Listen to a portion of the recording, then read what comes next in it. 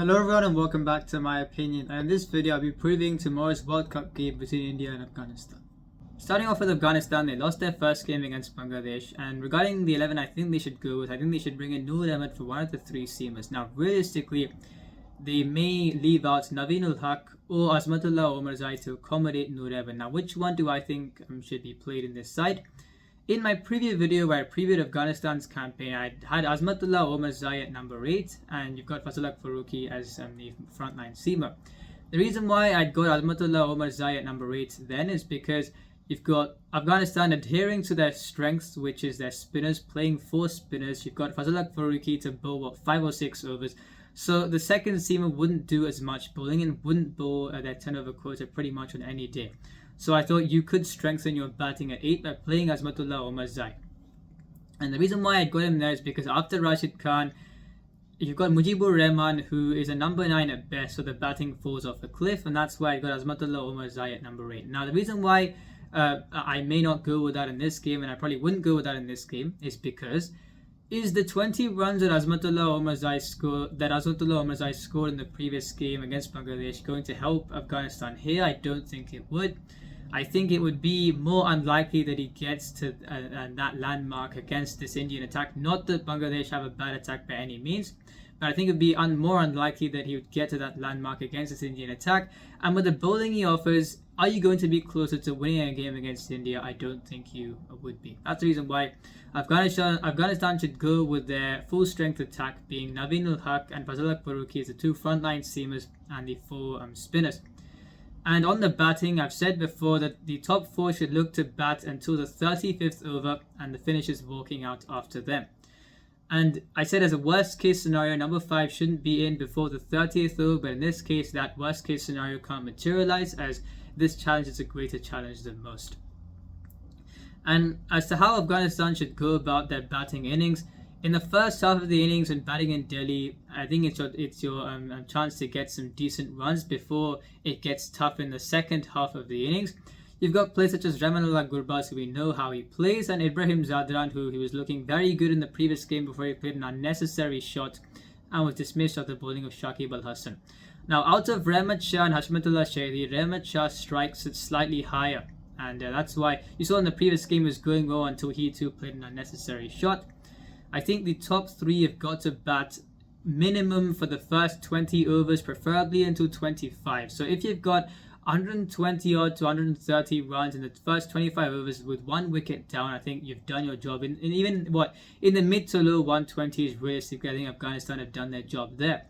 The reason why I think Hashmatullah Shahidi should walk out after the 25th over is because his overall career strike rate is 67.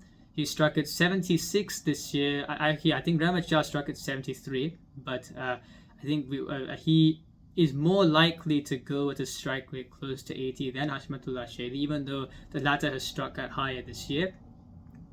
We saw what the Hashmatullah Shahidi did in the previous game, and that's why it's more feasible sending him out when it would be tougher to bat in the latter phase of the innings, where singles and twos may do a decent job, rather than him getting bogged down when you're supposed to get runs at the start, and then Afghanistan will lose out on that phase as well. So that's why Rahmat Shah has to make sure that he shouldn't lose his wicket, and one of Rahmanullah Gurbaz and Ibrahim Zadran should make sure that that second wicket partnership takes them to at least the 20th over and preferably to the 25th over. Even considering this blueprint, Afghanistan will find it tough to win this game, and a side like them will have to think going into a tournament like this that which other teams we can compete against, and especially considering the grounds that we are playing them at. And we saw against Bangladesh, yes, batting first in Dharamshala is a tall order, and especially for this Afghanistan batting lineup where it's imperative that the top 4 have to bat such a long period of time, of course it would be even more of a tall order. However, they got to 47 without loss, which was the best possible start they could have got off to. What does an Ibrahim Zadran who's looking good do? Plays that shot off Shakib and is dismissed. Rahmat Shah looking good, what does he do? Plays that shot and is dismissed.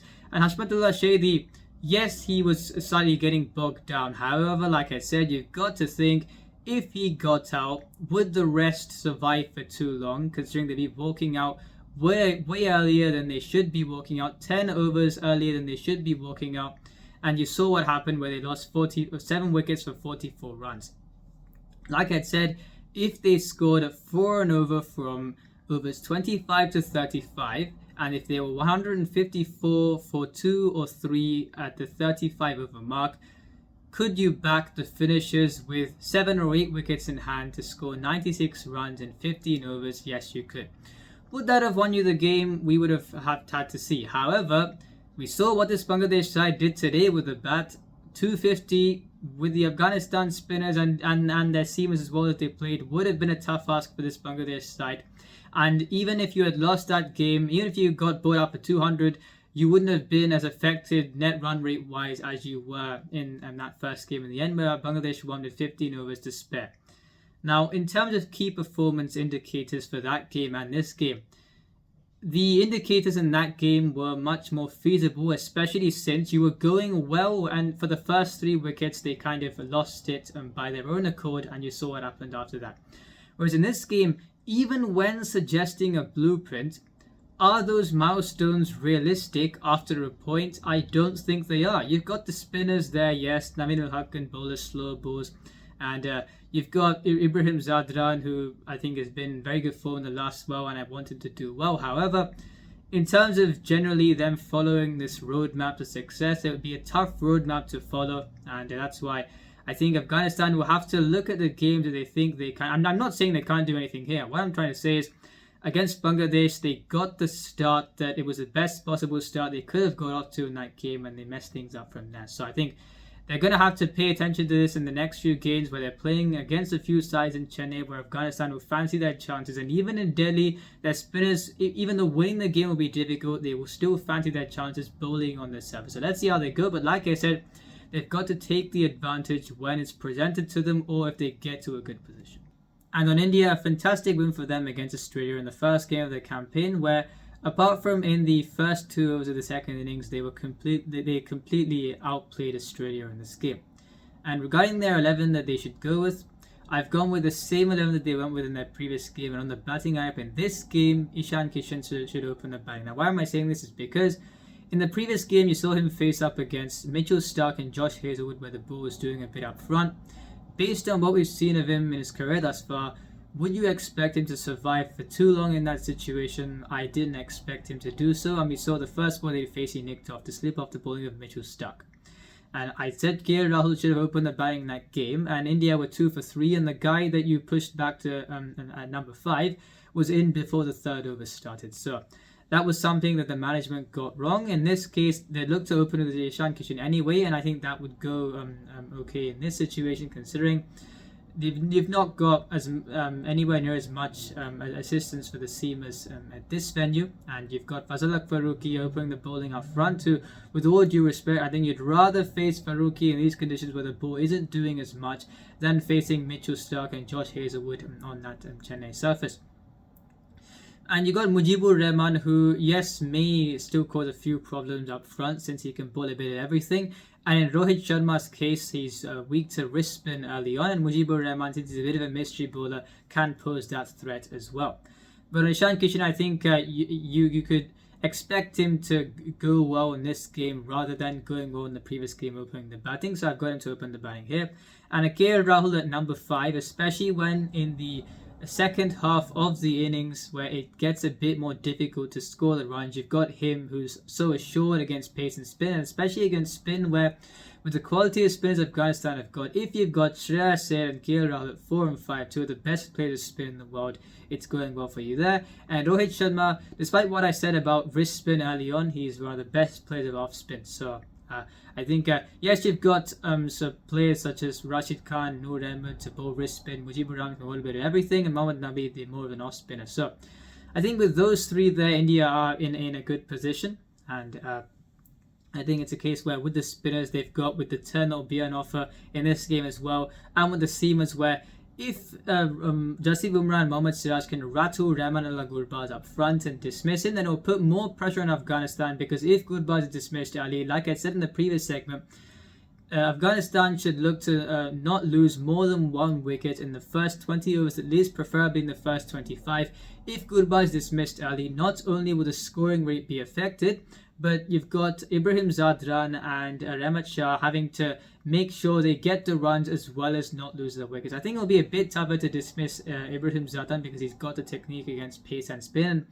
Even though I want India to win this game, I hope he does do well. So I think India, in all facets, I think they've got one up over Afghanistan going into this game. Even in terms of the spinners, if you've got Jadeja, Ashwin and Kuldeep able to bowl on a turning track against an Afghanistan side where, like I've said before, their top four has to bat for quite a long time, and 10 overs really in most cases longer than what top fours in the other sides would have to bat for. So when you've got a lot of things that have to go well for Afghanistan in order for them to compete in this game, I think even if Afghanistan win the toss and choose to bat first, if they don't get above 230, psychologically this Indian side I don't think would face too much of a problem.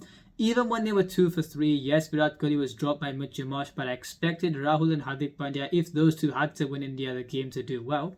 And it's a case where generally, even if Australia had got 230, 240, India would have still chased that down in my view. You saw how they stabilised towards the end. And I think in this part of the world, especially with how this Indian side is going as of now, you've got to get at least 240, 250 at least as a psychological factor, because otherwise, even if they have to chase, they'll chase these scores down with ease. So the key for India, I think, if they have to bowl first, and they could still apply and miss some logic even if they have to bowl second. But if they dismiss Rahmanullah Gurbaz early, then if there's more pressure on Afghanistan in terms of Ibrahim Zadran and Rahmat Shah to make sure they aren't dismissed, and if one of those two are dismissed, you got Hashmatullah Shahidi batting in the phase that you wouldn't want him to be batting in, and a cascading effect may follow like it did do in Afghanistan's game against Bangladesh. Sure, I got India to win this game, and let's see how this game goes. If you enjoyed this video, please like and subscribe, share with your friends. Remember, this is my opinion. What's yours?